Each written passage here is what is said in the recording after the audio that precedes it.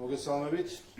როგორც მოგეხსენებათ, გასულ პარასკევს 11 ოქტომბერს გამოქვეყნდა ელუთოდირის სადამკვირვებლო მისიის შუალედური ანგარიში 26 ოქტომბერს დაგეგმილ საპარლამენტო არჩევნებთან დაკავშირებით.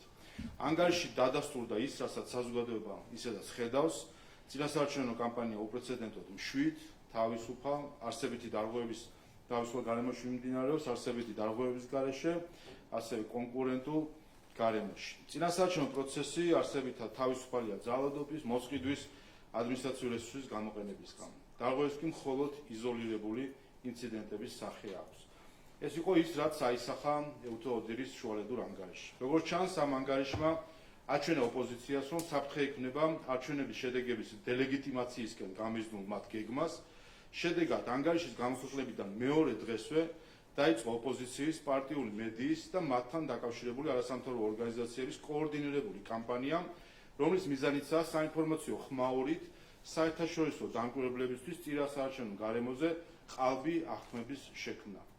მივყვეთ ამ მოცემულობას. პირველი, აღქმის შექმნა ადმინისტრაციული რესურსის გამოყენების შესახებ, რომელზეც ელუთოდირის შუალედურ ანგარიში რაიმე არსებითი შენიშვნა არ არის. ელუთოდირის ანგარიშის გამოქვეყნებიდან მეორე დღეს, 12 ოქტომბერს, პარტია ლელოს კუთვნილი ტელევიზია TV პირველით გავიდა რეპორტაჟი, სადაც ანონიმურ წყაროზე დაყრდნობით მტკიცებულებების გარეშე იყო საუბარი თითქოს ხდება პერსონალური მონაცემების თუ პირადობის მოწმობების უკანონო შეგროვება. ამ სიუჟეტზე მითითებით, უკვე 14 ოქტომბერს არასამთავრობო ორგანიზაცია ჯგუფმა ჩემი ხმა, რომელიც საზოგადოებისთვის ნაცნობ პოლიტიკურად აქტიურ არასამთავრობო ორგანიზაციებს აერთიანებს, ჩაატარა ბრიფინგი, სადაც გაიმეორა იგივე ბრალდებები, ისე რომ რაიმე მტკიცებულება წარმოდგენილი არ იყო. იგივე ცრუ ნარატივის გამყარებას სცადა იმავე დღეს, 14 ოქტომბერს, სალომე ზურაბიშვილმა, რომელმაც სოციალური მედიით გავრცელა ცარიელი ბლანკის ფოტო, ბრალდებით თითქოს სკოლის მოსწავლეებს წინასაარჩევნოდ ავალდებულებენ მშობლების შესახებ ინფორმაციის მიტანას.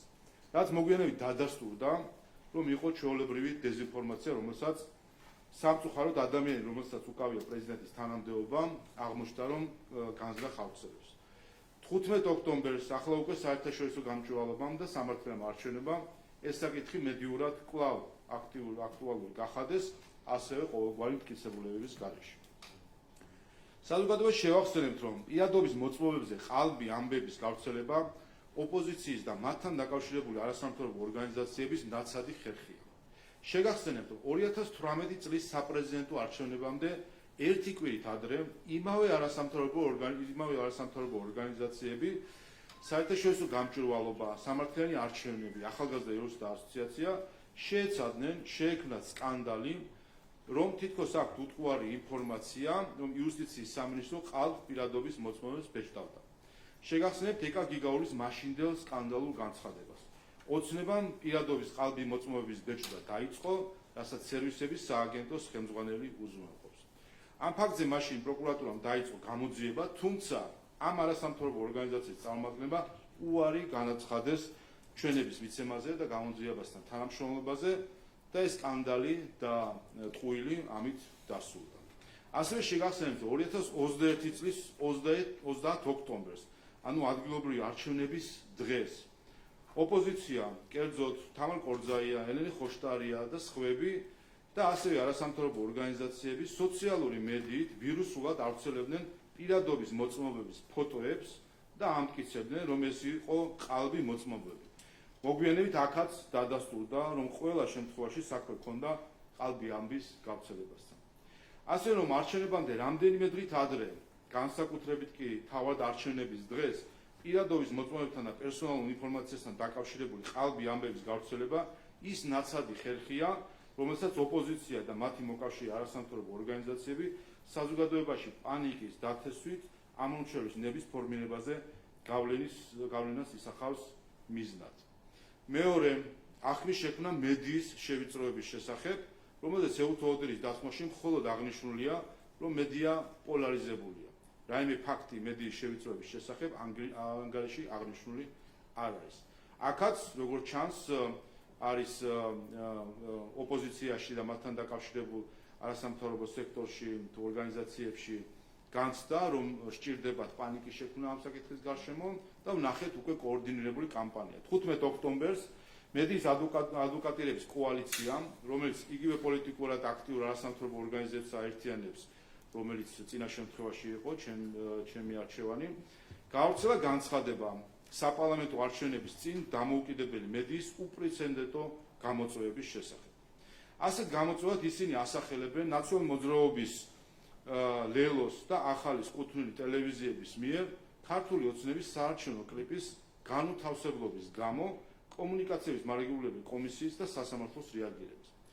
სერიოზულობის ყოველგვარ ზღვას მიღმა არის ის, რომ ამ განცხადების ავტორებს ვერ მოჰყავთ ვერც ერთი სამართლებრივი არგუმენტი პარტიული ტელევიზიების მიერ საარჩევნო კლიპის დაბლოკვის დასასაბუთებლად და საფუძვლად ევროკავშირის ელჩის და ევროპარლამენტარების შეფასებებს იღებენ. აქვე უნდა აღინიშნოს, რომ აღმაშფოთებელია, როდესაც ორგანიზაციები, რომლებიც უცხოური დაფინანსებით ადგილობრივ სადამკვირვებლო ორგანიზაციებად პოზიციონირდებიან, ნაცვლად იმისა, რომ ანგარიში აღნიშნონ ის დარღვევა, რომელიც ქართული ოცნების წინააღმდეგ ხდება, კერძოდ ის, რომ ჩვენ უკვე 5 საათზე მეტი სარეკლამო დრო უკანონო დაგვებლოკა, ხელსაფარებენ არათანაბარი საარჩევნო გარემოს შექმნის ფაქტებს. ამის საპირისპიროდ არასამთავრობო ორგანიზაციების ეს ჯგუფი მოითხოვს პარტიას საქართველოსთვის საარჩევნო კლიპებისთვის უფასო დროის დათმობას, ვინაიდან მათი მტკიცებით საერთაშორისო ძებნაში მყოფი დავით კეზერაშვილის მიერ დაქირავებული ორგანიზაციის Edison Research-ის კვლევით ამ პარტიას საკმარისი რეიტინგი აქვს. შეგახსენებთ, რომ ეს ის კვლევა, რომელსაც ნდობას ასევე კეზერაშვილის მხრიდან დაფინანსებული ნაციონალური მოძრაობის გარდა ოპოზიციაში არავინ უცხადებს. მესამე გარემოება ძალადობრივი წინასაარჩევნო გარემოს აღქმის შექმნა.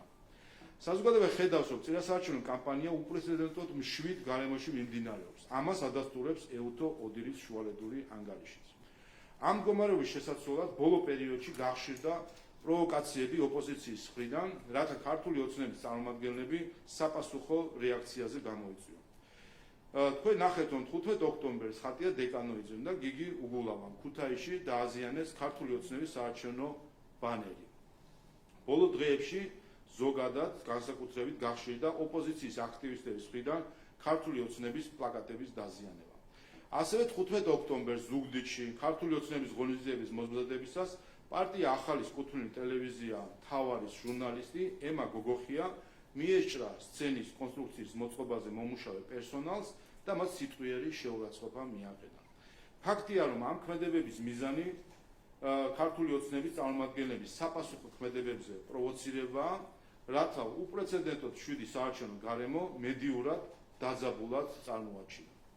ოპოზიციის, მათი მედიის და მათთან დაკავშირებული არასამთავრობო ორგანიზაციების ზემოთ მოყვანილი ქმედებები საბოლოოდ გვიმყარებს აზრს, რომ მზადდება 2020 წლის სცენარის გამეორება და არჩევნების შედეგების არაღიარებისთვის ყალბი საბაბის შექმნა. ამიტომ განსაკუთრებით მივმართავ ამ არასამთავრობო ორგანიზაციების დონორებს. მათი პასუხისმგებლობა არ მთავრდება ორგანიზაციისთვის ფულის ჩარიცხვით, არამედ თავის თავში მოიცავს ამ ორგანიზაციების კეთილსინდისიერებაზე პასუხისმგებლობას. 2020 წლის გამოცდილებამ, როდესაც ჯერ პარალელურდათვის ცრუ შედეგების გავრცელებით, შემდეგ კი არასამთავრობო ორგანიზაციათა ერთობლივი განცხადებით, რომელიც ისეთ ცრუ ფაქტებს ეყრდნობოდა, როგორც იყო ცესკოს მიერ შედეგების დაგვიანებით გამოცხადება, თუ უბნების 8%-ზე დისბალანსი და ასე შემდეგ, გვაჩვენა, თუ როგორი საფრთხის შემცველია დემოკრატიულ პროცესებთან უპასუხისმგებლო თამაში. მადლობა. გისმენთ რა კითხვებს? მოგესალმებით, ლელა ჯავახიშვილი, რუსთავი. თქვენი ბრიფინგის თემაზე გითხავთ პირველ რიგში, თქვენ თქვით, რომ ოპოზიციის მხრიდან არის უკვე ნაცადი ხერხი ყალბილობი ამბების შექმნა წინასაარჩევნო და ახსენეთ სალომე ზურაბიშვილი. ამბობთ, რომ ისიც ჩაერთო ოპოზიციის ამ კამპანიაში, ეს რომ დააზუსტოთ და შემდეგ გითხავთ სურსის მიერ გავრცელებულ ინფორმაციაზე, სადაც საუბარია ასევე, რომ სხვადასხვა ტექნოლოგიების საშუალებით იგეგმება ყალბი ამბების გავრცელება და ამითი გარკვეული პროვოკაციების შექმნა, ესაც უკავშირდება თუ არა ამ კამპანიას, რასაც თქვენ ისაუბრეთ. უბრალოდ ეს ფაქტების უბრალოდ წარმოვადგინე აჩვენებს, რომ ოპოზიცია მათი მოკავშირე არასამთავრობო ორგანიზაციები იმ დადგენილ გზაზე დადიან კვლავ, რომელიც მათ არაერთხელ გაუვლიათ და რომელიც ყოველ ჯერზე იყო უშედეგო.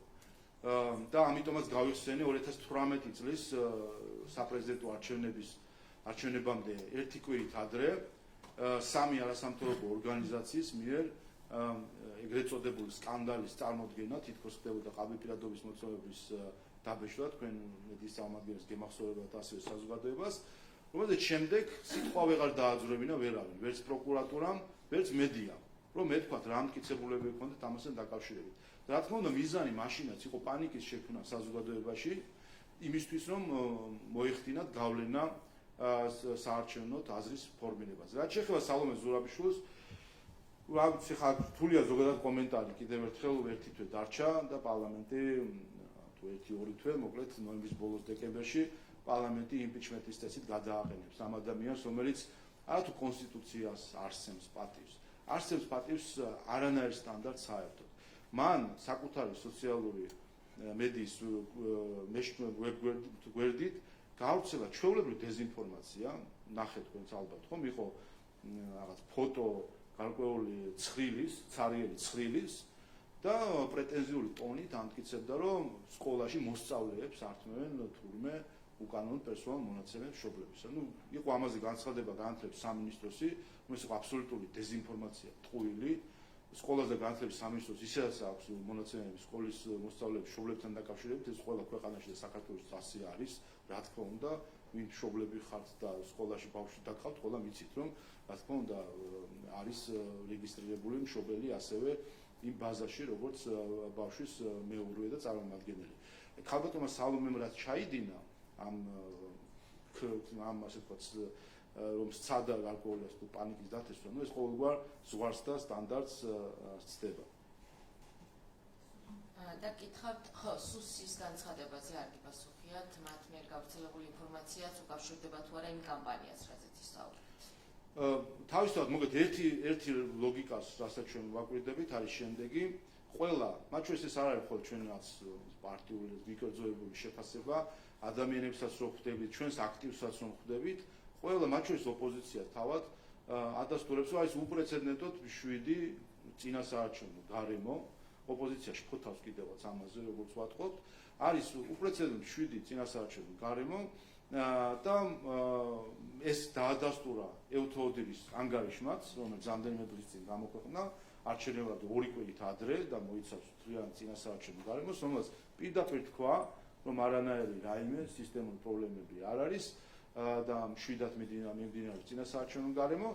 როგორც ჩანს, ეს იმედგაცრუება იყო ოპოზიციისთვის და მათთან დაკავშირებული არასამთავრობო ორგანიზაციებისთვის, ვინაიდან მათ სჭირდება ისინი ემზადებიან სინამდვილეში არა არჩევნებისთვის, არამედ მეორე დღისთვის, იმისთვის რომ არ აღიარონ ქართველი ხალხის არჩევანი და ამისთვის ცდილობენ სხვადასხვა გზით, ამისკენ ცდილობენ სხვადასხვა გზით მისვლას. რამდენიმე დღეს დაგისახელეთ, ეს არის საერთაშორისო დამკვირვებლებისთვის, რომელიც ახლა უკვე ჩამოვნენ კიდე სხვებიც მათ შორის, შექმნან ყალბი აღქმა ადმინისტრაციულ რესურსის გამოყენებასთან დაკავშირებით, მედიის შევიწროებასთან დაკავშირებით, ასევე მესამე საკითხი, რომელიც ეხებოდა ძალადობრივ გარემოსთან დაკავშირებით, რომელზეც ეუთო ოდირმა აი ამ მთელი კვირების და თვეების დაკვირვების შემდეგ თქვა, რომ არსად არ არის რაიმე მნიშვნელოვანი პრობლემა, რომ ეხლა რაიმენარად იქნება მედიურად შექმნან ისეთი სურათი, არა რეალობა, არამედ წარმოაჩინოს ისეთი აღქმა, რომ შეუქმნან აღქმა საერთაშორისო დამკვირვებლებს. და რა თქმა უნდა, ამ სცენარში ეწერება ის განცხადება, რომელიც ჩვენ მოვისმინეთ სახელმწიფო უსაფრთხოების სამსახურისგან, როგორც ჩანს მათ აქვს მონაცემები მასთან დაკავშირებით, რომ სხვა მეთოდებითაც იგეგმება საზოგადოებისში ისტერიის შემოტანა. ამ წუთებში მიმდინარეობს იუსტიციის სამინისტროში უწყებათა შორის საბჭოს ხდომა, სადაც პრეზიდენტი იყო დაბარებული. მოგეხსენებათ მათ თქვა, რომ საკოორდინაციო შტაბი უნდა გაიხსნას მის ადმინისტრაციაში ამ საკითხთან დაკავშირებით, თუმცა არავინ მისულა მისგან არც წარმომადგენელი, ეს რაზე მიანიშნებს? უპირველეს ყოვლისა, თავად ამ უწყებათა შორის კომისიას რაც შეეხება შევახსენებს საზოგადოებას და მედიასაც და ასევე საერთაშორისო დამკვირვებლებს შევახსენებ, რომ ამ საბჭოსში მონაწილეობის მიწვეული არიან ოპოზიციის წარმომადგენლები და ასევე ადგილობრივი დამკვირვებლები, არასამთავრობო ორგანიზაციები. არც ერთი, არც მეორე არ იღებს ამ კომისიის ხდომაში მონაწილეობას. უკვე 6 ხდომა ჩატარდა, თუ არ ვცდები, არც ერთში არ მიიღო ოპოზიციამ მონაწილეობა, არასამთავრობო ორგანიზაციებმა მონაწილეობა. მონაწილეობენ საერთაშორისო დამკვირვებლები ამ ხდომებში, ასევე ქართული ოცნების წარმომადგენლიც ეწევა ხოლმე ამ ხდომებს. რა არის ეს უწყებათა შორის საკოორდინაციო საბჭო. თუ კი რაიმე მონაცემები აქვს ადმინისტრაციული რესურსის გამოყენებასთან დაკავშირებით, აქ უნდა მივიდნენ და წარადგინონ, თუ აქვთ რაიმე მტკიცებულება ან რაიმე ინფორმაცია.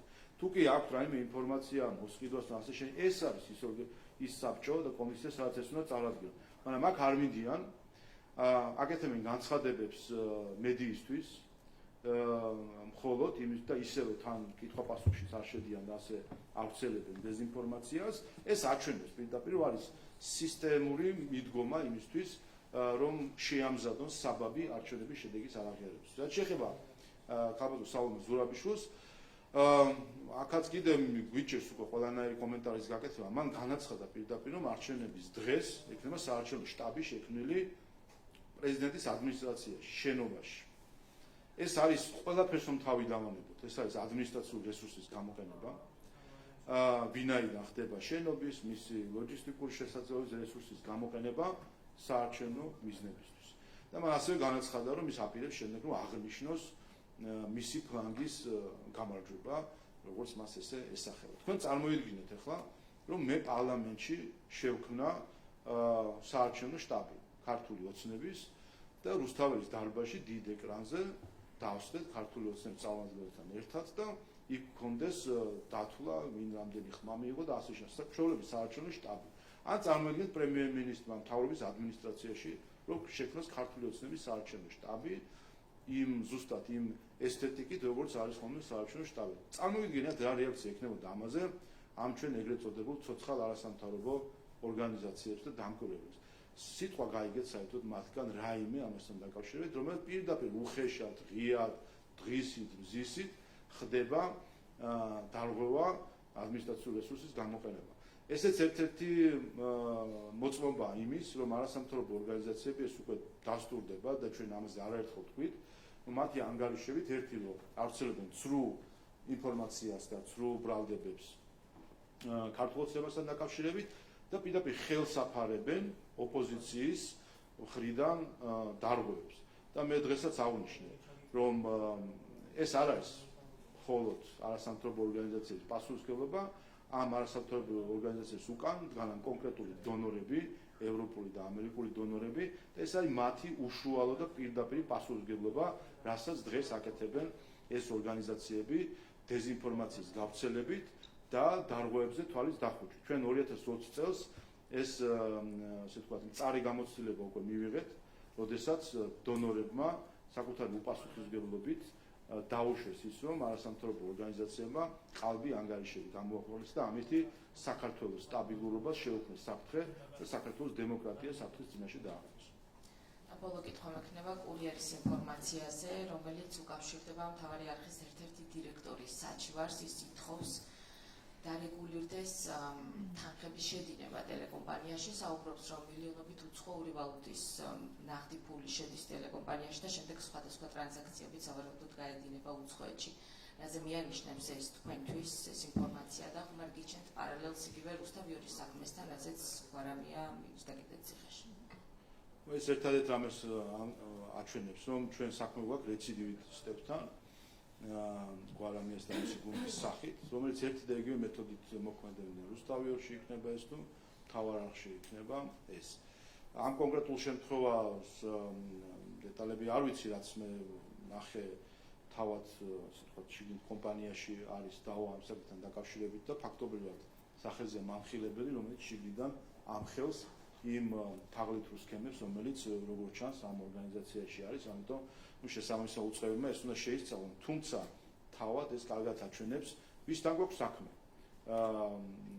თაღლითებთან, რომლებიც ფულის გათეთრებით, შავი ფულის მედიაში შემოდინებით ცდილობენ შეიქმნან მედია მენეჯერების თუ ჟურნალისტების ანტურაჟი და გვახსოვს ჩვენ, რომ ისეთ აბსურდამდე მივედით, რომ ევროკავშირი ოფიციალური წარმომადგენლები გენერალურ პროკურორს ყოფილს, რომელიც ტელევიზიებს დაძდევდა და ხურავდა, წარმოგვიდგენდა როგორც ტანჯულ ჟურნალისტს, რომელიც უნდა გათავისუფლებული იყო ციხიდან და მათ ამათ მიაღწიეს კიდევაც სამწუხაროდ, მაშინ მოხდა ევროკავშირის ოფიციალური სტრუქტურებიდან ქართულ მართლმსაჯულებაში ჩარევა და ზეწოლით მოხდა ჩარევით მოხდა ნიკა გვარამიას შეწყალება. ხედავთ ახლა ეს ადამიანებს როცა აქვს რაღაც ერთი სტილი, უკანონობის ამ სტილს შემდეგ აღარ ცდილდებიან. ასე რომ ნახოთ, იმედია შეისწავლიან ამ საკითხს შესაბამისი უწყებები, არ ვიცი ეს რომელ უწყებას ეხება და ამაზე გვეცოდინება უფრო მეტი. მოგესალმებით, მაკუნაბუაძე ტელეკომპანია იმედი. ბატონ შავა, თქვენ სუსტზე ისაუბრეთ, მაგრამ მე მინდა უფრო მეტად დავაზუსტო. თქვენი აზრით გავრცელებული ინფორმაცია იმასთან დაკავშირებით, რომ წინასაარჩევნოდ იგეგმება მსგავს ტიპის ვიდეო თუ აუდიო ჩანაწერების გავრცელება, რომელიც არის ფალსიფიცირებული, გამოყენებულია ხელოვნური ინტელექტი. აი თქვენი აზრით, რა მიზანი შეიძლება კონდეს მსგავს ტიპის ქმედებას, ჩანაფიქრს და ვინ შეიძლება იდგეს ამ ყველაფრის უკან? მიზანი კიდევ ერთხელ მარტივია, წინასაარჩევნო გარემო არის 7, მათ ვერ შეძლეს და ვერ შეძლეს მიუხედავად ბევრი მცდელობისა, რომ რაც ისტერია შემოიტანათ ამ წინასაარჩევნო გარემოში, ამას ადასტურებს ეუთოოდირის შუალედური ანგარიშიც და ზუსტად ეს შეიძლება იყოს მიზანი, რომ შემოიტანონ ისტერია საზოგადოებაში, დააბნიონ საზოგადოება, რათა არჩევნებზე მოახდინონ უკანონო გავლენა და ამორჩევის ნების ფორმირებაზე მოახდინონ გავლენა. რაც შეეხება მეთოდებს, ჩვენ ხედავთ ორშაბათიდან მოყოლებული, მას შემდეგ რაც ეუთოოდირის ანგარიში გამოქვეყნდა, რაც იყო დიდი იმედგაცრუება ოპოზიციისთვის, მიზან მიმართულად ხდება საინფორმაციო ხმაური, ასე ვთქვათ, და ისეთი საინფორმაციო გარემოს ან ველის შექმნა, რომ შეუქმნან აღქმა დამკვირვებლებს თითქოს რაღაც განსაკუთრებული ხდება საქართველოში ადმინისტრაციული რესურსის სახით, ძალადობის სახით თუ რაიმე ასეთი სახით, რაც შეეხება ასეთი ყალბი ჩანაწერების თუ ფაბრიკაციას ჩანაწერებისა, ზუსტად ეს არის, რომ შექმნან ყალბი ამბავი, რომელიც გამოიწვევს ემოციურ რეაქციებს საზოგადოებაში და შესაბამისად მოახდენს გავლენას მათ ნების ფორმირებაზე. პროვოკაციებზე საუბარს გავაგრძელებ. ჩვენ ვიხილეთ გუშინ გიგი უგულავას და ხატია დეკანოიდის ქმედებები, როდესაც მათ დააზიანეს ქართული ოცნების ბანერები. როგორ ფიქრობთ, გააგრძელებს თუ არა თქვენი ოპონენტები მსგავს ტიპის კანონდარღვევებს და ვიცით, რომ ამაზე გამოძიებაც დაიწყო უკვე და ელოდებით თუ არა კიდევ მსგავს ტიპის ან სხვა სახის რაიმე პროვოკაციებს? ძალიან კარგია სხვა ჩვენს ის რაც გუშინ ნახეთ. სინამდვილეში ამახო დაადასტურა ის, რაზე ჩვენ საუბრობთ, დაადასტურა ის მიზანი, რომელიც ამ ბანერებს ჰქონდათ. ისინი შეეცადნენ, რომ გარკვეული ასე ვთქვათ საინფორმაციო შტურმით დაეფარათ საკუთარი დანაშაული, რომ ვერ დაფარეს, ბოლოს შეეცადნენ, რომ საღებავი დაეფარათ საკუთარი დანაშაული. ვინაიდან ეს ბანერი მათ დანაშაულს ასახავს. ამიტომ არის ეს ბანერი მნიშვნელოვანი. ამიტომ არის რაც შეიძლება ბევრი იყოს ეს ბანერი და ხშირად შეხედონ ზუსტად ხალბატონმა ხატიამ, ბატონმა გიგი უგულავამ, რომელსაც ეკუთვნის სიტყვები დიახ მე ომი მინდა, უნდა შეხედონ ამ ბანერს გიგი უგულავამ ომი რომ უნდა შეხედოს და ჩახედოს თავის დანაშაულს თვალებში. ვინაიდან ზუსტად ამ მომავალს უმზადებდა ნაციონალური მოძრაობა, ლელო, გახარია,ახლები, ყველა ეს კოლექტიური ოპოზიცია, რომელიც სინამდვილეში გარედან იმართება, ზუსტად ამ მომავალს უმზადებდა ქართულ ხალხს, იმ მომავალს, რომელსაც ჩვენ ამ ფოტოებზე ვხედავთ. ამიტომ კარგია, რომ ეს რეაქცია ჰქონდათ, როგორც ჩანს, საკუთარი დანაშაულის სარკეში როცა ჩაიხედეს და საკუთარი დანაშაული დაინახეს, უნდა და ვეღარ დაფარეს ეს პროპაგანდით, შეეცადნენ საღებავით დაეფარათ ეს. მე კიდევ ერთხელ ამ რაც შეეხება ამ აქციას ამ ბანერებთან დაკავშირებით, ზუსტად ეს არის მიზანი, რომ საზოგადოებამ გაიაზროს კიდევ ერთხელ თუ სად მიგვაქანებდა ჩვენ ოპოზიცია და მასთან დაკავშირებული არასამთავრობო ორგანიზაციები. როდესაც 2022 წლის თებერვალ-მარტში რუსთაველის გამზირზე იდგნენ და ითხოვდნენ მოხალისეების გაგზავნას, რუსეთისთვის სანქციების დაწესებას, ცის ჩაკეტოს და ასე შემდეგ. ზუსტად აი იმ სცენარისკენ მიგვაქანებდნენ, რომელიც იქ არის აღწერილი. ასე რომ ამ ბანერებს უნდა უყურონ და ჩახედონ საკუთარ დანაშაულს თვალებში.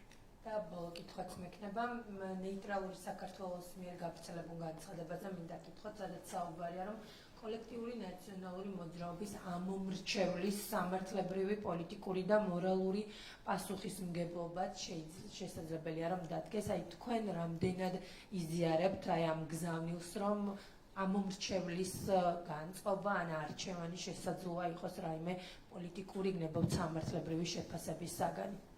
ზოგადად 2012 წლის თავზეც 2012-დან მოყოლებული რომ ჩვენ კვლავ დგავართ იმ რეალობის წინაშე, რომ კოლექტიური ნაციონალური მოძრაობა არის პოლიტიკურად აქტიური და არჩევნებში იღებს მონაწილეობას და გარკვეულ მხარდაჭერას, ეს რა თქმა უნდა არის პრობლემა ქართული დემოკრატიისთვის.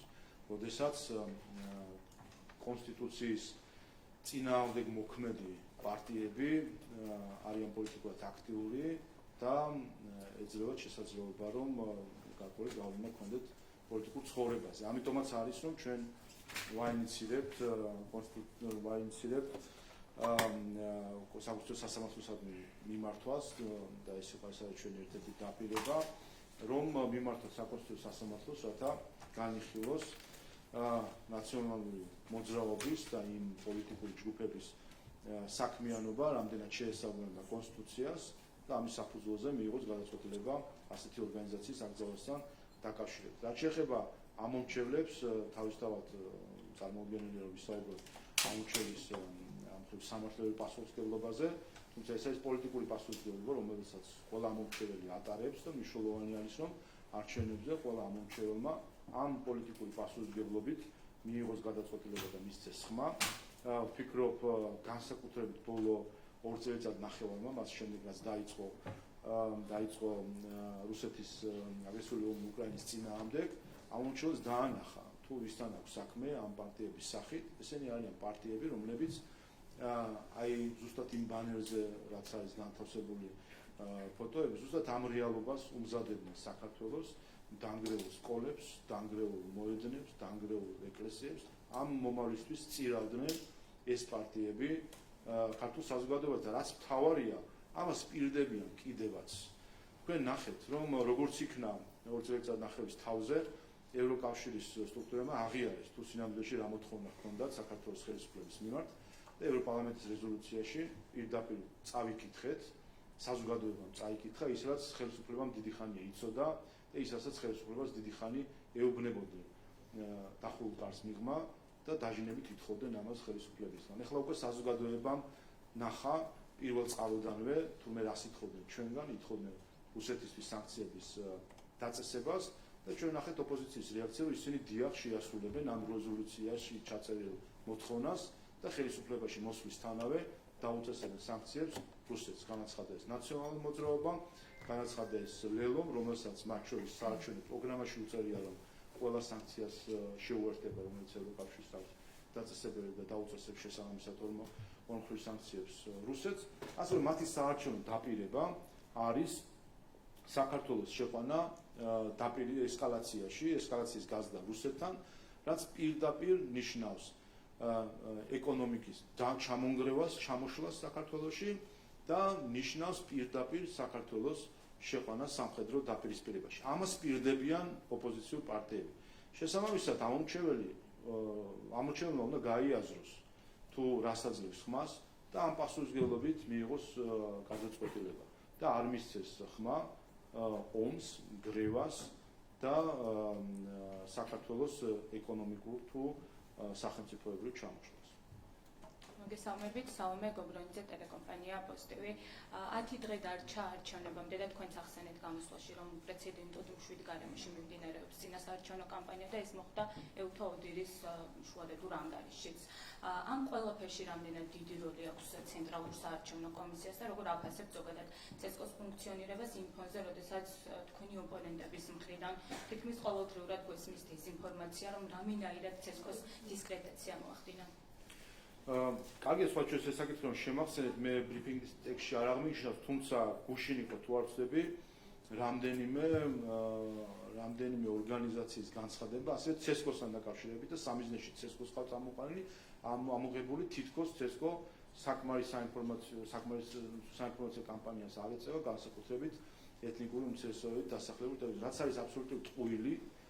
პირიქით ევთო-ოდირის ზუსტად ეს უწერია თავის შუალედურ ანგარიში, ზუსტად ამ მხრივ ხაზგასმით ყავს შექრებული ცენტრალური საარჩევნო კომისია, მისი ასე ვთქვათ კომუნიკაციის გეგმა, რომელიც მას აქვს და ის საინფორმაციო კამპანია, რომელსაც CSGO აწარმოებს. ასე რომ პირდაპირ თეთრი ძაფით არის ნაკერი ოპოზიციის და არასამთავრობო ორგანიზაციების ერთობლივი კამპანია იმისთვის, რომ ყველა იმ პუნქტს, რაც დადებითად არის აღნიშნული ევთო-ოდირის დასმაში, დაარტყან იმისთვის, რომ გამოიწვიონ რაღაც კიდევ ერთხელ საინფორმაციო ხმაური ამასთან დაკავშირებით.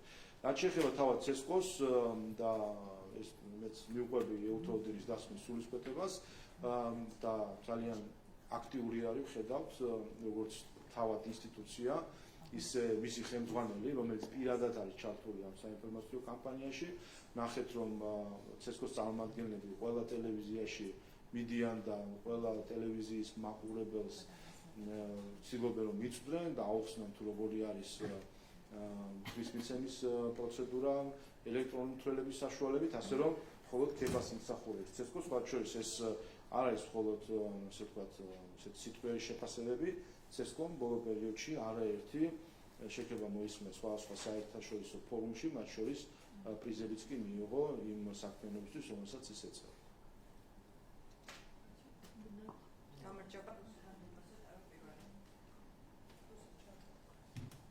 გამარჯობა, რუსუდან დუმაძე თავდაპირველი. ბატონ შალო, ევთო-ოდირმა შუალედურ ანგარიში შეაფასა საარჩევნო გარემო როგორც მშვიდი. და ეს ნიშნავს, რომ ტემპერატურაც მშვიდია. ქუჩაში დაპირისპირება არ არის, თუმცა ეს სულაც არ ნიშნავს, რომ დარღვევები არ არის, ხომ? ამას ხომ არ ნიშნავს. და რაც შეეხება დარღვევებს, ბევრი მიმართულებით იყო შეფასება და მათ შორის ევთოს სადამკვირვებლო მისიამ საჭირო ჩათვალა ამ ანგარიში ჩაეწერა ის უკმაყოფილებები, რაც კონკრეტულ სუბიექტებს, პოლიტიკურ პარტიებს ჰქონდათ. სხვათა შორის თქვენი უკმაყოფილება უცხო ქვეყნის ჩარევის შესახებ ამ ანგარიში ვერ მოხდა. რაც შეეხება დარღვევებს, დღეს TV პირველზე დღეს ასევე მოისმენთ და კარგია რომ აგვერდებით, რამდენჯერაც ჩვენ მოგვაწვდიან ინფორმაციას, იმდენჯერ მაყურებელს მოუყვებით პირადობის მოწმობების თუ პირადი ნომრების გამორთმების შესახებ. სხვათა შორის მოქალაქეებს, რომლებსაც არ სურთ, რომ საკუთარი სახელი გვარი გაასაჯარონ და მათი ვინაობა ჩვენ გავასაჯაროთ, გვეუბნებიან ქუთაისში, თბილისში, თბილისის მერიის თანამშრომლები. გვეუბნებიან, რომ არ თმევენ პირადობის მოწმობებს, ან სთავაზობენ რაღაცის მატერიალური დაინტერესების სანაცვლოდ, მატერიალური სარგებლის სანაცვლოდ. ამაზე რეაგირება რა უნდა ჰქონდეს სახელმწიფოს, როცა საჯაროდ ტელევიზია აქვეყნებს ასეთ ინფორმაციას. პირველი კარგია რომ დაადასტურეთ, რომ შვიდ გარემოში მიმდინარეობს წინასაარჩევნო კამპანია, ამაზე მაშინ შევთანხმდით და წერტილი. მეორე, რაც შეეხება სხვა დარღვევებზე დაკავშირებით ინფორმაციას. ერთი საკითხი, რადგან ჩვენ ყოველთვის მიუთითებთ საერთაშორისო დამკვირვებლებს, მათ შორის ევთო-ოდირთანაც ჰქონდა ეს საუბარი და სწორედ ასეც არის ეს შემდეგ ასახული, ამიტომაც ევთო-ოდირის დასკვნაში. არის რომ საერთაშორისო მისიები ხვდებიან სხვადასხვა ჯგუფებს, როგორც მმართველი გუნდის წარმომადგენლებს, ისე მედიის წარმომადგენლებს, არასამთავრობო ოპოზიციის წარმომადგენლებს. და ისინი ისმენენ ხოლმე სხვადასხვა საკითხებს. ამიტომ აქ უნდა დააკვირდეთ ხოლმე დასკვნებში როგორ არის ესა თუ ის საკითხი აღნიშნული. არის საკითხები, რომელსაც ისინი აღნიშნავენ, რომ ასე გვითხრეს და თავად არ ამტკიცებენ ამას, თუმცა ვინაიდან ვიღაცამ რაღაც უთხრა ამას წერენ შიგნით და არის საკითხები, რომელზეც საკუთარი დასკვნებია.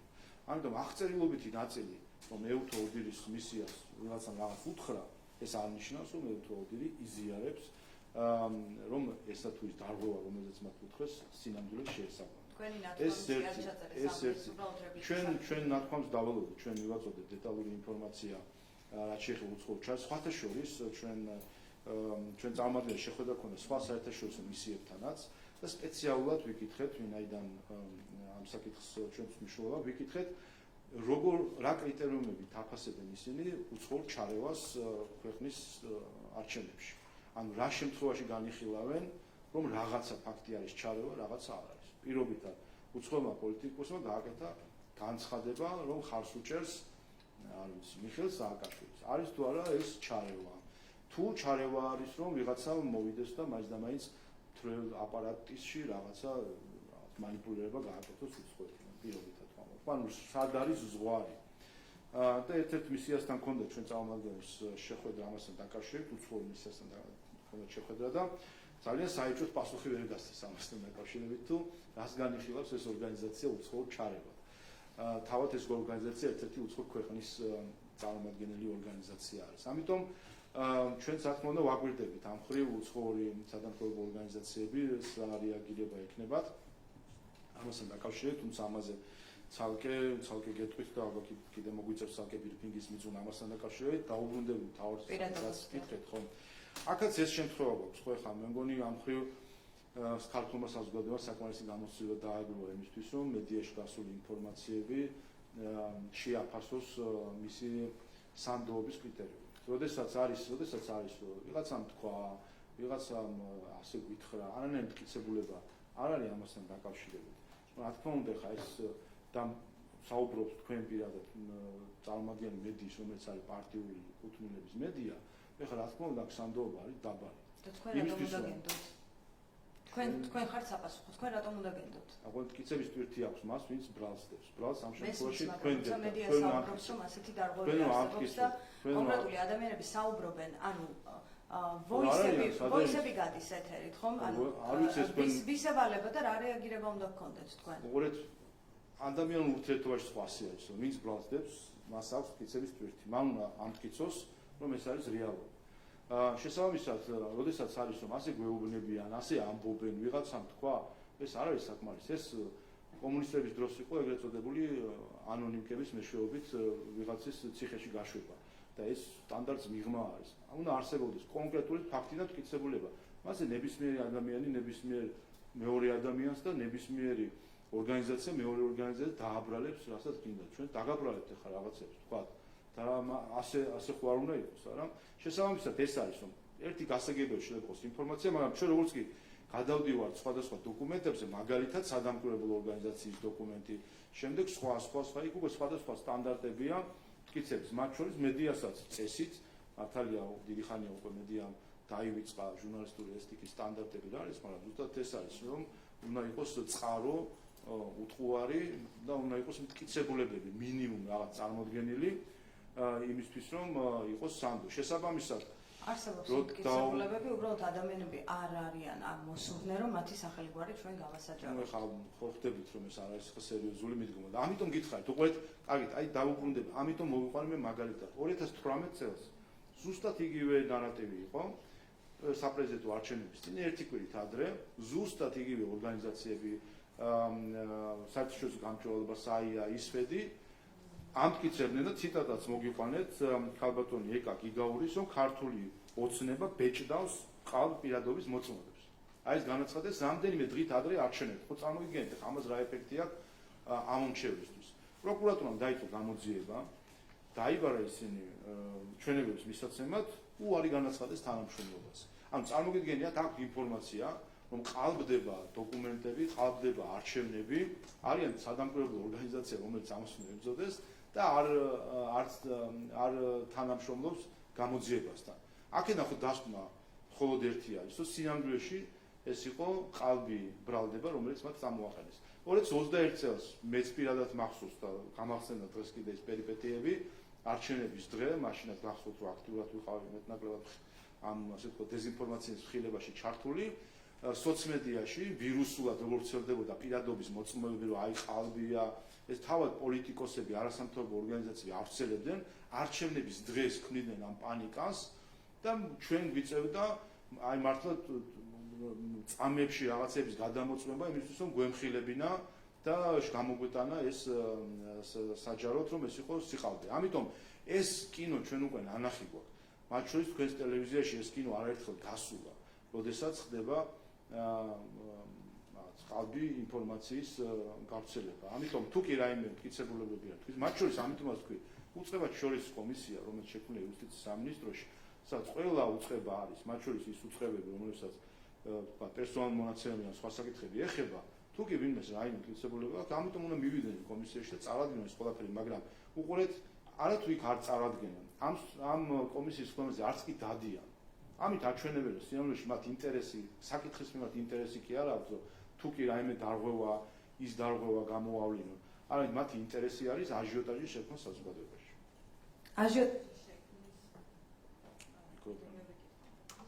აჟიოტაჟის შექმნის მცდელობა არის თუ არა სუსის ახალი განცხადება. თქვენ აი ცოტა ხნის წინ ამბობდით, რომ ნებისმიერ შეუძლია ნებისმიერს რამე დააბრალოს და მტკიცებულების გარეშე. ასეთი შინაარსის განცხადება სუს გამოუქვეყნებია ბევრჯერ, მათ შორის გადატრიალების მცდელობაზე. გამოძიებაც არის დაწყებული და თქვენ როგორც აი მოქალაქე ჩათვალეთ, რომ ახლა როგორც პარტიულ პირს არ გესაუბრებთ, მოქალაქე უწყებისგან რამდენი წელია ისმენთ და კითხულობთ განცხადებებს დაწყებულ საქმეებს, გამოძიება ნულოვანი, დაკავებული არავინ და დღეს კიდევ სუსი წერს, რომ რაღაც აუდიო ჩანაწერების გამოქვეყნება იგეგმება. რატომ უნდა დავუჯერო სუს და არის თუ არა ეს ზუსტად იმ აჟიოტაჟის საფუძველი, უпростоრად მცდელობა, რაღაც საინფორმაციო ხმაური ახსენეთ, იგივე ხომ არ შეიძლება სუსზე ითქვას. არა, ვინაიდან ის რასაც რაზე თქვენ საუბრობთ, თითქოს პირადობის მოწვევის ჩამორთმევა, რაღაც პერსონალ მოწვევის შეგროვება ხდება, ეს არის პირდაპირ მინიშნება, რომ ეს არის დარღვევა, საარჩევნო დარღვევა, რაც შესაბამისად შეიძლება მოხდეს თქვათ დამკვირვებლის ყურადღების ქვეშ. რაც შეეხება სახელმწიფო უსაფრთხოების სამსახურის განცხადებას, იქ არც ბრალს კონკრეტულად არავის არ უყენებენ. თქვენ შემთხვევაში თქვენ ბრალს უყენებთ სახელმწიფოს. ბრალს არავის არ უყენებენ, როგორც ჩანს, სუს აქვს ინფორმაცია, რომ ასეთი განზრახვები არსებობს.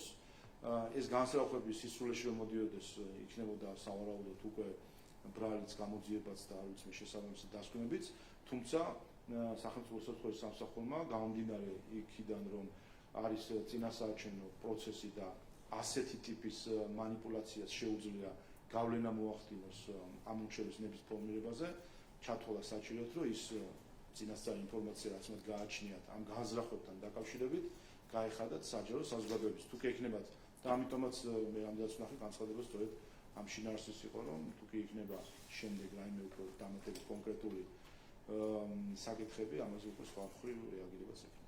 კი ბატონო.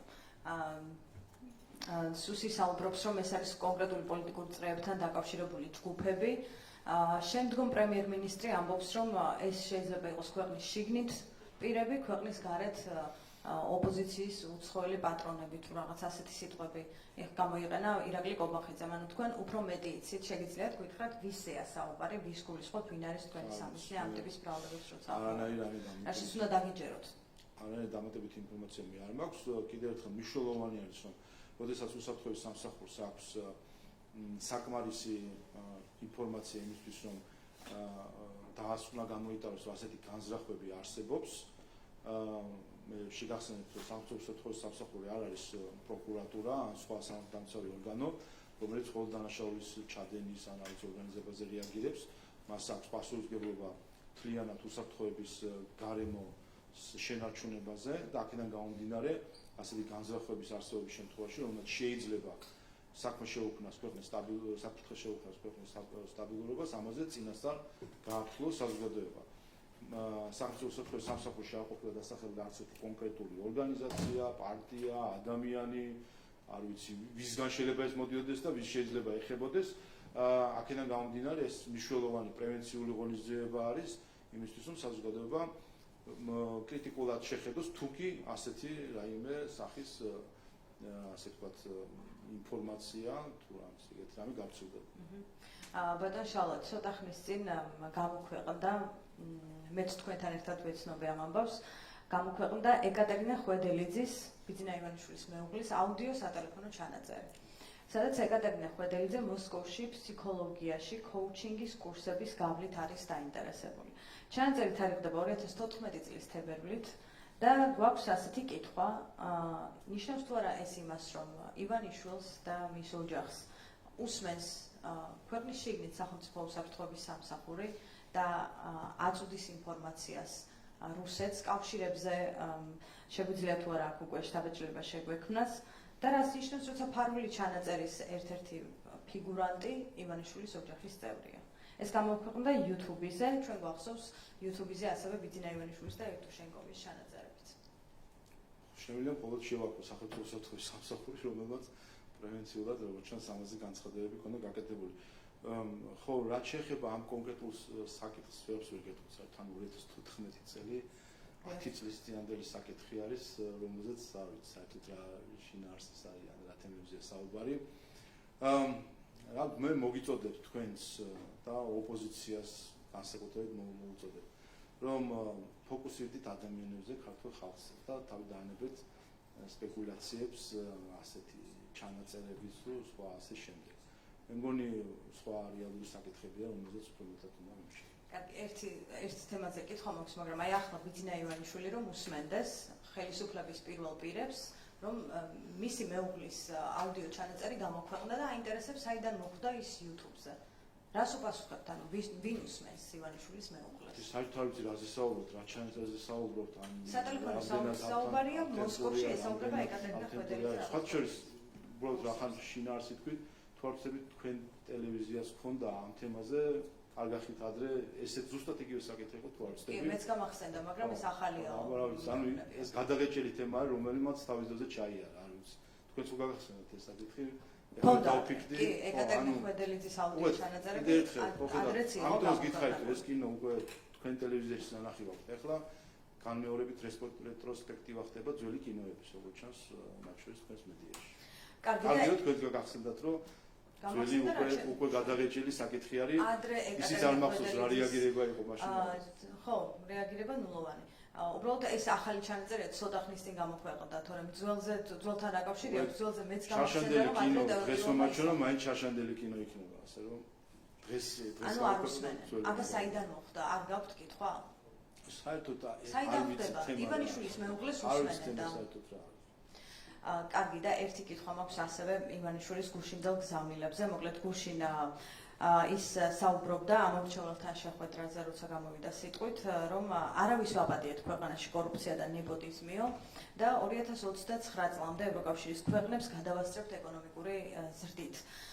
მაქვს ასეთი კითხვა, როგორ შეიძლება ის 2029 წლამდე მოხდეს, რომ გადავუსწროთ ქვეყნებს, როცა რეალობა გვაქვს ასეთი, შეჩერებული გვაქვს დაფინანსება შეერთებული შტატებისგან, ევროკავშირისგან, გარდა ამისა ყოველ დღე თუ არა ძალიან ხშირად ორგანიზაციები საუბრობენ კორუფციულ გარიგებებზე, მათ შორის კვლევებს აქვეყნებენ არასამთავრობო ორგანიზაციები, პირველი და მედია საუბრობს კორუფციულ გარიგებებზე, შესაძლო კორუფციულ გარიგებებზე, რასაც არ აქვს ხოლმე გამოძიებას დასასრული და რაიმე შედეგი არ დადებულა.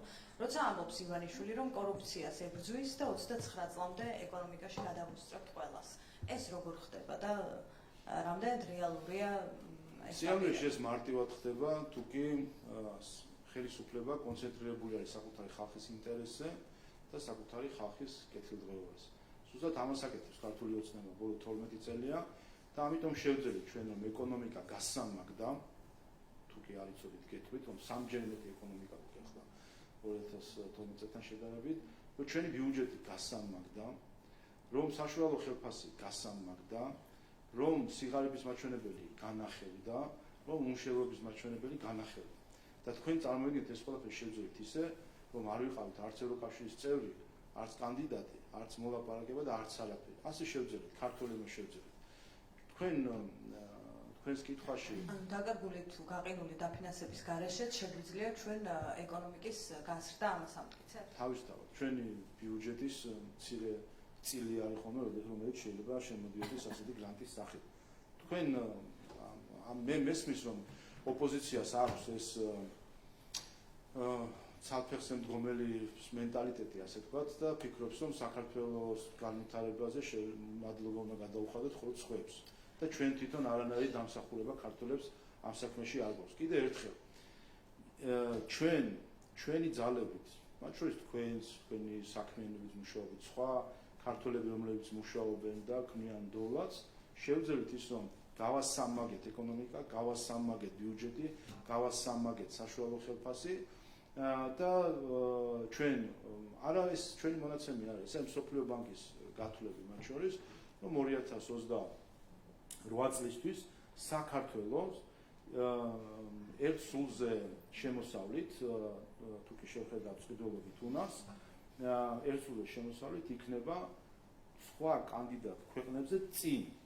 ეხლა ვართ შუალედში, 3-9 კანდიდატი ქვეყანა გვაქვს სულ, 3 გვისწრებს თუ არ ვცილდები ერთ სულზე მოსახლეებში ერთ სულზე ფრენში და პროდუქტის მოცულობით და შესაბამისად ჩვენ ვიქნებით პირველი კანდიდატებთან შედარებითაც კი.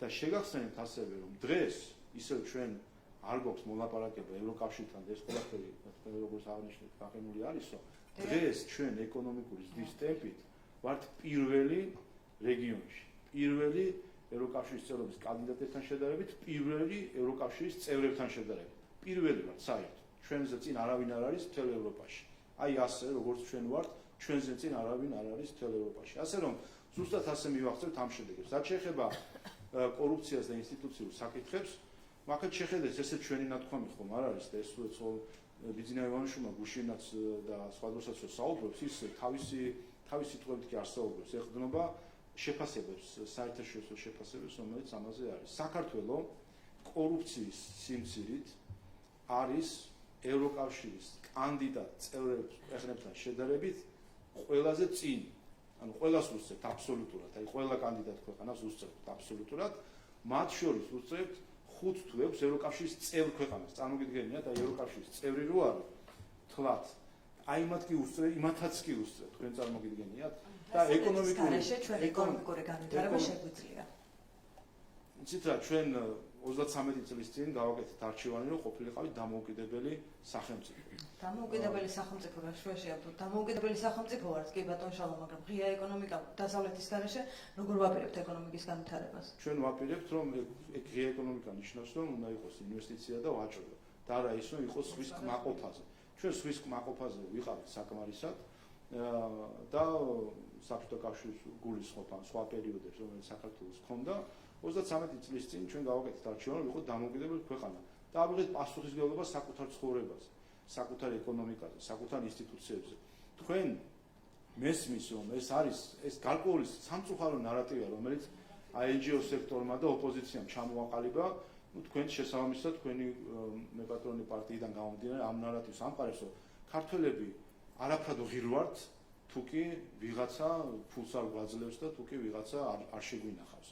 ეს საკუთარი თავის ასეთი დაკნინება, დამდაბლება, არ ვიცი, არასწორი ინტერპრეტაციას უკეთებთ წამოვიდა აი ამ ჯგუფებში. არასწორი ინტერპრეტაციას უკეთებთ. ჩვენ გვჭირდება დასავლეთის დახმარებაც, ინვესტიციებიც, დასავლურიც და რა პროექტებსაც ვახორციელებთ ქვეყანაში არის გრანტების შესხები თუ დახმარება, ამას ვიღებთ და თუ ეს ჩვენ გაგვეყინება რაღაც ნაწილი რაც გაიყინა ამის მერე თუ გაგრძელდება მე ეს კითხეთ როგორ შეგვიძლია და თქვენ გვიმტკიცებთ რომ დასავლეთის გარეშე შეგვიძლია ეკონომიკური განვითარება მადლობა ეს მე მგონი ამის თქმა გინდოდათ უყურეთ არა თქვენ ამბობთ რომ ერთადერთი შესაძლებლობა რა განვითარების არის ჩვენ სვის ბიუჯეტებს უნდა მივებათ და უნდა ვიყოთ სხვა სახელმწიფოს ბიუჯეტების კმაყოფაზე მყოფი ქვეყანა ეს არის მცდარი წარმოდგენა საკუთარ ქვეყანაზე ჩვენ ასე არც არასდროს არ ყოფილვართ ეს განვითარებაც მასე არ ხდება ჩვენი ეკონომიკა იმიტომ კი არ განვითარდა რომ ვიღაცამ საერთაშორისო გამჭვირვალობა გრანტი დააფინანსა იქ შეიძლება კონკრეტული ადამიანები გამდიდნენ ვიღაცა შემოსავალი ჰქონდა მაგრამ ჩვენი ეკონომიკა განვითარდა იმიტომ რომ საქართველოს ხელისუფლება მაგალითად მიუბრუნდა სოფლის მეურნეობას რომელიც ყავდა ფაქტობრივად არ ვიცი გაჩეხვის მომენტამდე მიყვანილი მევენახეობა ყველა შემთხვევაში ასე იყო. დღეს რა მდგომარეობა გვაქვს, იცით? ჩვენი ექსპორტი სამჯერ არის გაზრდილი. 500 მილიონი იყო მთლიანად დოლარში სოფლის მეურნეობის სასწავლო პროდუქციის სოფლის მეურნეობის ექსპორტი დღეს 1,5 მილიარდი არის. გაექვსმაგებული თუ გახუთმაგებული არის ღვინის ექსპორტიდან შემოსავალი. რატომ?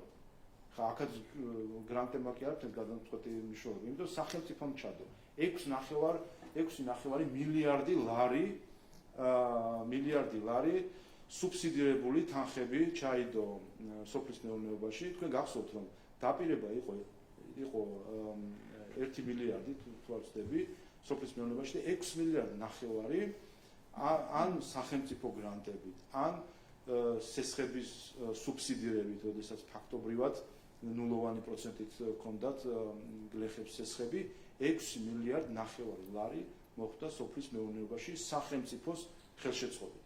ამიტომ ამასაც უნდა მიაქციოთ ყურადღება და ასე ძალიან რომ ასე ვთქვათ, ფიქრობთ ხოლმე, რომელი საელჩო რაში დახარჯავს ფულს, აი რამდენი დღე გავიდა, რაც ივანე ზოსიმეს ხელნაწერი ჩამოვიდა, რომელშიც რამდენიმე ათეული მილიონი გადაიხადა ბიძინა ივანიშვილმა. ერთი მადლობა ვინმეს თუ გადაუხდია ოპოზიციურ NGO-ურ ოპოზიციურ მედიურ ფლანგიდან ბიძინა ივანიშვილისთვის, რომ ჩვენ დღეს პირველად გვაქვს ივანე ზოსიმეს ხელნაწერი საქართველოს ტერიტორიაზე. ამას ვინმე მადლობა გადაიხადა. წარმოგიდგენთ ახლა რომ ასეთი ხელნაწერი რომელიმე თქვენი სიმპათიის მქონე ავიცი დონორს ან ასე შემდეგ ამაში დაეხარჯა ფული. აქ ხომ დაიღურებოდით მადლობებში. ეს ხომ იქნებოდა იმ ქვეყნის დროშების ფრიალის მთელი რა ქვია წარმოდგენა იმ დღეს, იმიტომ რომ ეს როგორი წყალობა გაიღო ამ ქვეყანამ, რომ ჩვენ რაღაცა გაგვიკეთა და ერთი მადლობა ქართველისთვის გენანებად, რომელმაც აქამდე ამდენი სიკეთი გააკეთა და ახლაც ესეთი სიკეთი გააცხვა. ჩვენ შეგახსენებთ, როდესაც ეს ხელნაწერი აუქციონზე გამოვიდა, მაშინ სოციალურ ქსელში ზუსტად იგივე ჯგუფები, რომელსაც მადლობა ენანება დღეს, როგორ ამბავში იყვნენ, რომ აბა იქნება ვინმე მიხედოს და ვინ გაახსენა ყველას. ვინ გაახსენდა ამ ქვეყანაში? ცოტა არის ფულიანი თქვენი ფლობელი მამუკა ხაზარაძე რა ფული არა აქვს? რატომ არ იყიდა? რატომ არ იყიდა? მეორე ტელევიზიის ფლობელი კეზერაშვილი ფული არა აქვს? რატომ არ იყიდა? რატომ გაახსენდა ყველას ოპოზიციასაც, მედიასაც, NGO-ს, რატომ გაახსენდა იმ მომენტში ყველას ბიძინა ივანიშვილი? და ხომ არ იყიდი და ბიძინა ივანიშვილი და დაუბრუნებდა ჩამოვიდა და ამ ნაწერს საქართველოში. აი ამიტომ გაახსენდათ, რომ ეს არის ის ადამიანი, რომლის იმედიც მის მტრებსაც კი როგორც აღმოჩნდა, მისი იმედი აქვს, როდესაც საქმე ეხება ეროვნულ საკითხებს. ბატონო შაუა, გითხავთ, საქართველოს შეუჩერდა გაერთი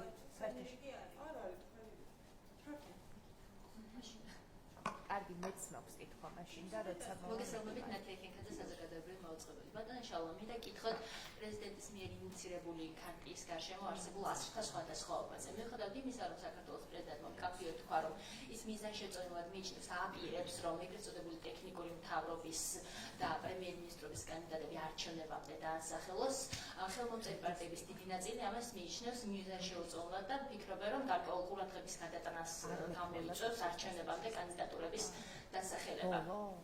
მინდა რომ ეს პროცესი შეაფასოთ, თქვენ რა მოლოდინები გაქვთ, ზოგადად ოპოზიციის ეს ერთობა, რომელსაც ისინი ამ ქარტიაზე ხელმოწერით აჩვენებენ, რამდენად ფიქრობთ, რომ გაგრძელდება არჩევნების შემდეგაც და უკვე კონკრეტულად კანდიდატებთან დაკავშირებით და სხვათა შორის ნიკა გილაური ყოფილი პრემიერ-მინისტრიც იმყოფებოდა გუშინ პრეზიდენტთან შეხვედრაზე, თუმცა ადმინისტრაციაში ამბობენ, რომ ის არ არის პრემიერ-მინისტრობის კანდიდატი. რა მოლოდინი გაქვთ კანდიდატურასთან დაკავშირებით პრეზიდენტისგან და მთელი ამ პროცესისგან? გიპასუხებთ, მაინც რომ დაუბრუნდე. თუმცა ვახსენე, რომ მამუკა ხაზარაძემ რატო არ იყიდა და რა უნდა იყიდა 650,000 დოლარი აქვს გადასახდელი სახელმწიფო ბიუჯეტში, აი მილიარდ ნახევარს რომ ითხოვდა საქართველოსგან და რომ ამხილა საერთაშორისო არბიტრაჟმა, რომ თაღლითი ყოფილა იქაც ანაკრეას რაც შეეხება, რომ თაღლითობას ჰქონდა ადგილი და ეს თაღლითობა არამხოლოდ საქართველოში გაიშიფრა ჩვენი სასამართლოების მიერ, არამედ საერთაშორისო არბიტრაჟშიც გაიშიფრა. და რა ივანე ზოსიმეს ხელნაწერების მყიდველია ეს ადამიანი 650,000 დოლარი ჩასარიცხა ბიუჯეტში. პენსიონერებს პირდება პენსიებს და ჩარიცხოს ეს ფული ბიუჯეტში, საქართველოს ბიუჯეტი და ქართული ხალხი ელოდება, რომ თაღლითური მცდელობა, რომელიც მას ჰქონდა, რომ ბიუჯეტიდან წაეღო მილიარდ ნახევარი, რომელიც ჩაიშალა, აი ამ მცდელობის გამო 650,000 დოლარი საქართველოს ბიუჯეტმა უნდა მიიღოს. ამიტომ რა ვიცი, საარჩევნო განაპირობებში მაინც ჩაწეროს, რომ წააგებს მე გადაიხდის 650,000 დოლარს სახელმწიფო ბიუჯეტში. რაც შეეხება თქვენს კითხვას ქარტიასთან დაკავშირებით, მე კიდევ ერთხელ ხაზს გავუსვა, ეს არის ანტიკონსტიტუციური, ასე ჩვენ ხედავთ. პრეზიდენტს არანაირი როლი არ აქვს პრემიერ-მინისტრის შერჩევის პროცესში, საქართველოს კონსტიტუციის მიხედვით. ამ ქარტიით რაც ხდება, ჩვენ თუ ამ დოკუმენტს სერიოზულად შევხედავთ, ეს არის კონსტიტუციური გადატრიალება. იმიტომ რომ პარტიები ამბობენ, რომ ისინი იმოქმედებენ არა საკუთარი ამორჩევის ნებით, იმ პოლიტიკური წონით, რომელსაც ამორჩევლები გადაანაწილებენ, არამედ ამბობენ, რომ ერთი ადამიანის მიერ დაკომპლექტებული არაპოლიტიკური მთავრობა უნდა იყოს. და საიდან იქნება, ვისგან იქნება ეს დაკომპლექტებული და ვინ არის მოკარნახი ამ ყველაფრისა. ჩვენ ნახეთ, რომ ქალბატონი სალომე აქაც კონსტიტუციის დარღვევით იყოფოდა საქართველოს საზღვრის გარეთ და მან თქვა კიდევაც, რომ მას უცხოელებთან ჰქონდა საუბარი ამ განზრახვებზე და ამ ქარტიაზე და როგორც ჩანს, ესეთი ჩვენი ქართული მთავრობა თან ხდება უცხოეთში, როგორც აღმოჩნდა. ამბობს, რომ რაღაც სიმპათიები მოისმინა ამ მის განზრახვასთან დაკავშირებით. ამიტომ ეს რეალურად ეს არის კონსტიტუციური გადატრიალების მცდელობა, როდესაც საუბარია იმაზე, რომ ეს არჩევნები იმ სცენარით რო წავიდეს, რაც ამ ქვეყნის მტრებს უნდათ, საქართველოს ეყოლება არა მთავრობა, რომელიც ქართული ხალხის ნებას უნდა ახორციელებდეს, არამედ რაღაც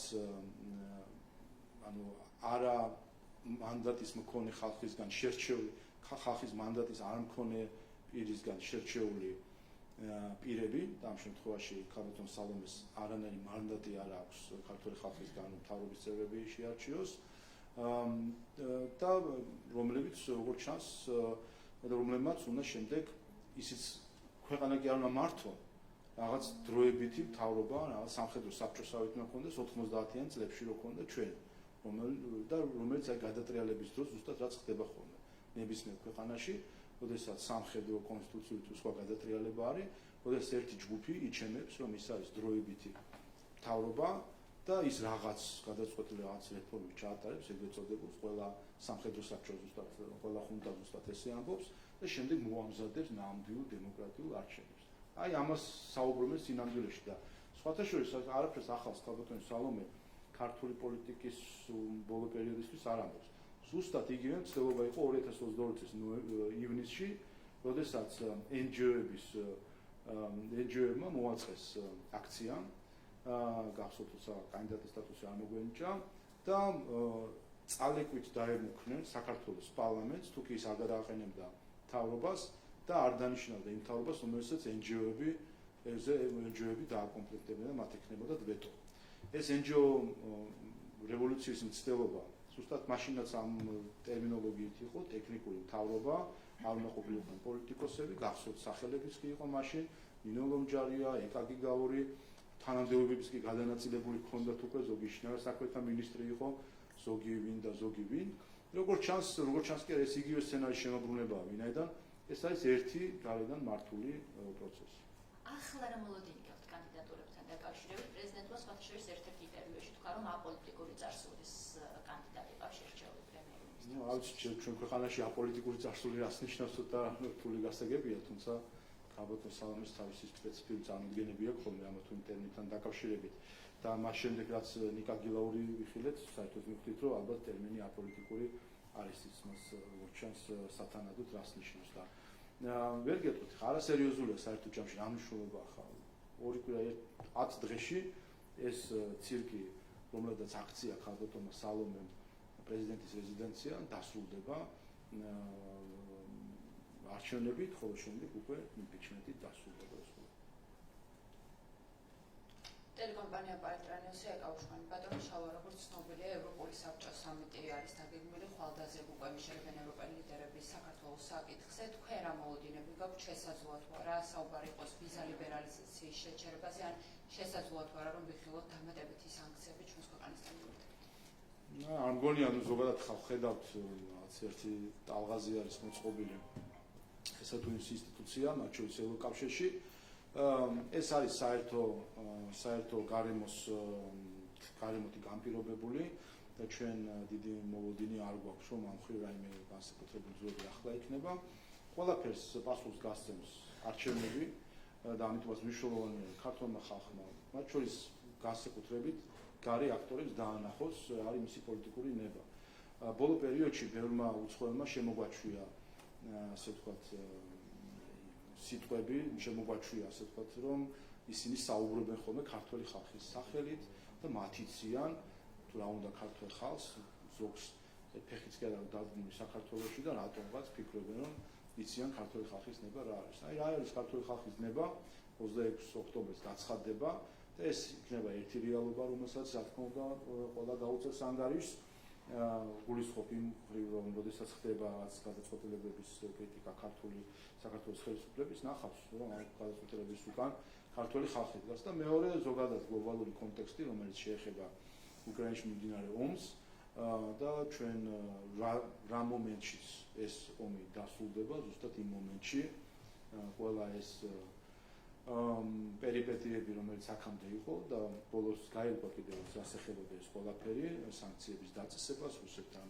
ესკალაციას, ეს ყველაფერი დასრულდება, ვინაიდან აღარ სანქციების დაწესება იქნება შემდეგ საჭირო, მოთხოვნა იქნება საჭირო, აღარც ესკალაციის მოთხოვნა იქნება საქართველოს მიმართ, რაც ბუნებრივად დააბრუნებს განწყობას თუ გარემოს იმ ნიშნულს, სადაც ის მანამდე იყო. გამარჯობა, სამი მაკოლებიანი, მთავარი არხი. ბათუმელების გავრცელებულ ინფორმაციასთან დაკავშირებით მინდა გითხრათ, წყაროზე დაყრდნობით ამბობენ, რომ ქართული ოცნების ოფისში ათასობით ადამიანის პირადი მონაცემები მზადდება და მუშავდება, რასაც იღებენ სხვადასხვა სამინისტროებიდან, მაგალითად შინაგან საქმეთა სამინისტროდან, ინფორმაციას განათლების სამინისტროდან და ასე შემდეგ. იკვეთება თუ არა თქვენთვის დანაშაული და რა რეაგირება შეიძლება მოყოს ამ ყველაფერს? წყაროსთან დაკავშირებით ქართულში არჩევის გამონათქვამი, რომ წყაროზე მოსმენილი არის ცოტა. მე ხარ თქვენ წყაროს დაიყრდენით და ეს არის ხომ პრობლემა, რადგან მე წეგამ საუბრობდი. ასეთი წყარო მოჩუქჩუხებს ბევრი მედიის საინფორმაციო ოთახებში, ასე ვთქვათ და რა ვქნათ, საჭირო არის მეტი მტკიცებულება, მეტი კონკრეტიკა და არა წყაროებზე დაყრდნობა მხოლოდ. ასე შეიძლება ნებისმიერი რამე ამტკიცოს და ჩვენ გამოცდილება გვეუბნება, რაც მთავარია. ზუსტად პირადობის მოწვევებთან დაკავშირებით გამოცდილება გვეუბნება, რომ ყოველი არჩევნების წინ მედიას, NGO-ებს და ოპოზიციას უმწვავდება ეს აღქმები, რომ რაღაცა პირადობის მოწვევები არის და ყოველ ჯერზე დასტურდება, რომ არის ტყუილი, ნახეთ 2018 წელს ტყუილი კამპანია, რომელიც ჩაატარა მაშინ საერთაშორისო გამჭვირვალობამ საიამ და ისვედმა, თითქოს ხალხი პირადობის მოწვევები იბეჭდებოდა და ტყუილი იყო. 2021 წელს თითქოს რაღაც პარალელური პირადობები არსებობდა თუ რაღაც ასე შემდეგ, რაც ასე ტყუილი იყო. ამიტომ კიდევ ერთხელ მე მაქვს საფუძვლიანი ეჭვი, რომ ეს გამწვავება დაემართა ზოგიერთ ჯგუფებს იმის გამო, რომ ეუთოოდირის დასკვნაში აღნიშნული იყო, რომ არის სამაგალითოდ კარგი წინასაარჩევნო პროცესი და ვიღაცას უნდა, რომ ამ საინფორმაციო ხმაურით შექმნას ყალბი ახლა. მე თილმილერის განცხადებასთან დაკავშირებითაც მინდა გითხრათ, ახლოდან დავაკვირდებით არჩევნებს, რათა ჩატარდეს დამოუკიდებლად, თავისუფლად და სამართლიანად. რა მოლოდინი გაქვთ, ან როგორ ჩატარდება არჩევნები და ოპოზიციაში ამბობენ, რომ თუ არჩევნები გაყალბდება, ან გამოიკეთება რამე დარღვევები, საკმაოდ სერიოზულ ნაბიჯებს გადადგამს დასავლეთი, მათ შორის იქნება ალბათ სანქციებიც. თქვენ რა მოლოდინი გაქვთ ამ მიმართულებით? ზუსტად იგივე, რაც ქონდა წინა არჩევნებში, ზუსტად ისევე ჩატარდება ეს არჩევნები, ისევე თავისუფლად, სამართლიანად და დემოკრატიულად, როგორც ჩატარდა 2020 წლის არჩევნები თუ 2016 წლის არჩევნები და სხვა არჩევნები მანამდე თუ მათ შორის, რომელიც ქართული ოცნების ხელისუფლებაში ყოფნის პერიოდში ჩატარდა. ყველა არჩევნები იყო სამართლიანი და თავისუფალი, თუ კი რაიმე პრეტენზია იყო, ყოველ ჯერზე დადასტურდა, რომ ეს ტყუილი ბრალდებები უფრო მეტიც 2020 წელს აღმოჩნდა, რომ არჩევნებს აყალბებდა დამკვირვებელი ისვედის სახით, რომ ის იყო გამყალბებელი სინამდვილეში არჩევნების შედეგებისა, იმით რომ პარალელურ დათვლის ცრუ შედეგებით მანიპულირებდა არჩევნების შედეგებით და მათ შორის აღმოჩნდა, რომ დონორი ორგანიზაციაც ინფორმირებული იყო მაშინ, რომ ცრუ შედეგები ვრცელდებოდა და ამაზე არაფერს არ ამბობდა. ამიტომ როგორც ჩვენ გვაკვირდებიან, ისე ჩვენ მოკვირდებით მათ შორის ადგილობრივ სადამკვირვებლო ორგანიზაციებს, ამას ეძღვნებოდა ჩემი დღევანდელი ბრიფინგიც, ვინაიდან რა თქმა უნდა ქართულ ხალხს არ აქვს ნდობა იმ NGO-ების მიმართ, რომლებიც შემჩნეული არიან ყალბი ანგარიშების გამოქვეყნებაზე და ცრუ ნარატივების დანერგვაში. ბატონო შალვა, საერთაშორისო გაერთიანების გაირიცხა საქართველოს გულისხმობ მმართველობა პარტნიორობას და ამასთან დაკავშირებით ინფორმაცია სულ ცოტა ხნის წინ გავრცელდა მთავრობის ადმინისტრაციის მხრიდანაც დადასტურდა ეს ფაქტი, პრინციპში ეს მოსალოდნელიც იყო და თვებით ადრე იყო ანონსები ამის თაობაზე, რომ შესაძლოა მათი სიიდან საქართველოს ერთადაც გაირიცხოს, თუმცა წლების წინ, როგორც ვიცით, საქართველოს ერთ-ერთ წამყვან პოზიციას იკავებდა ღია მმართველობა პარტნიორობის გუნდში მისეზი არის რუსული კანონი და მაისში მოგიწოდათ კიდევაც ქართული ოცნების ხელისუფლებას ამ პარტნიორობამ, რომ უკან გაგეცვლიათ კანონი, რომელიც იყო წინააღმდეგობაში ამ პარტნიორობის პრინციპებთან და ღირებულებებთან. შედეგი კი არის ის, რომ საერთოდაც გაირიცხა ამ ორგანიზაციიდან საქართველო. როგორ აფასებთ ამ ფაქტს, რომ კიდევ ერთმა საერთაშორისო ორგანიზაციამ თქვა უარი ქართულ ოცნების ანტიდემოკრატიული ქმედებების გამო საქართველოსთან თანამშრომლობაზე და ხედავთ თუ არა რისკებს იმისა, რომ თანდათან დასავლეთისგან izolაცია არის ძალიან თვალსაჩინო. შეეხება ღია მმართველობას, აგერ უკვე საათი და 10 წუთია მე საქართველოს პარლამენტის თავმჯდომარე გავარ მედიასთან და ეგრეთ წოდებული hard talk-ის რეჟიმში ნებისმიერ კითხვას პასუხობ. და თქვენ იცით, რომ კვირაში მინიმუმ ერთზე ნაკლები არასდროს არ მაქვს ხოლმე ასეთი ინტერაქცია მედიასთან და როგორც წესი ორჯერ კვირაში მე ვარ ხოლმე მედიასთან, მინიმუმ ორჯერ პრემიერ-მინისტრი, პარლამენტის საპარლამენტო უმრავლესობის ლიდერი. ერთხელ მე დავთვალე კიდევაც საათები ასეთი ტიპის ბრიფინგებისა და მინდა გითხრათ, რომ საქართველოს არის რეკორდსმენი. არც ერთი ქვეყნის პრემიერ-მინისტრი, პარლამენტის თავმჯდომარე ამდენ დროს არ ატარებს მედიასთან, თან არა ვთქვათ ინტერვიუს, შეთანხმებული ინტერვიუს ფორმატში, არამედ hard talk-ის ფორმატში, როდესაც ნებისმიერ თემაზე ნებისმიერი კითხვა ისმება და ამას პასუხობს. არც ერთი ქვეყნის, არც ერთი პირველი პირები ასე გახსნილი არ არიან მედიისთვის და საზოგადოებისთვის. აქედან გამომდინარე შეიძლება თქვენი დასკვნები გამოიტანოთ. რაც შეეხება ღია მმართველობის პარტნიორობას, ხო, ნუ ვერ გეტყვით, რაცოთლება მე ვიცი ამ საბჭოში, მის მმართველობის საბჭოში არიან ქართული არასამთავრობო ორგანიზაციები და ეხლა მათგან კალს რა უნდა ველოდოთ. ასე ვთქვათ, ისინი საკუთარ სახელმწიფოს ქვეყანას ხალხს ისე გადაუსწორებთ საკუთარი პოლიტიკური მოტივებიდან გამომდინარე, ფიქრობენ, რომ რაღაც აზიანებენ ქართულ ოცნებას, ვერ ხვდებიან საერთოდ ჯამში საკუთარ ქვეყანას ებრძვიან. მაგრამ ეს საქართველოს საზოგადოებამ კარგად იცის, ასე რომ ჩვენ რაც შეეხება ღია მმართველობის მიმართულებით, შევეჯიბრებით ბევრ, მათ შორის პარლამენტი შეეჯიბრება ბევრ უცხო პარლამენტს ჩვენი ღიაობით, გამჭვირვალობით და ხელმისაწვდომობით. ასე რომ აქაც შეგვიძლია მათ შორის რეიტინგებში შევხედოთ გამჭვირვალობასთან დაკავშირებით, ბიუჯეტის გამჭვირვალობით, აი მოგითხრათ, ახლა გიპასუხოთ კიდევ ერთხელ. ბიუჯეტის გამჭვირვალობით საქართველო არის ნომერ პირველი ქვეყანა მსოფლიოში. რეგიონში, ევროპაში, ევრაზიაში და რაღაც ნახევარსფეროებში კი არა, მთლიან მსოფლიოში ვართ ბიუჯეტის გამჭვირვალობით ნომერ პირველი ქვეყანა. ამით მეგონი ყველაფერი ნათქვამია საერთოდ ჯამში. ასე რომ ჩვენ თავარი არის, რომ ჩვენი ხალხის საკეთილდღეოდ ვიღვაწოთ. მადლობა.